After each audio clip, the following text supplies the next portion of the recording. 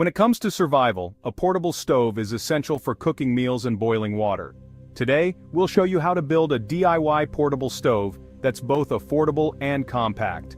First, gather your materials: an empty tin can, a pair of scissors, and rubbing alcohol or small solid fuel tablets for heat. Start by cutting vents into the can to improve airflow. Next, test your stove.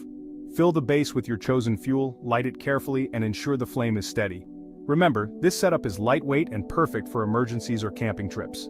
This stove is ideal for boiling water, cooking simple meals, or sterilizing equipment. It's compact, easy to store, and can be made with materials you already have.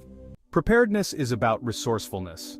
Building your own portable stove gives you an edge, whether you're planning for emergencies or your next outdoor adventure. Hey, if you like this video and want more info on this topic, click on this video here. You can also get more life-saving information at isurvivethrive.com. Don't forget to subscribe to our I Survive Thrive YouTube channel. Check the description below for helpful links.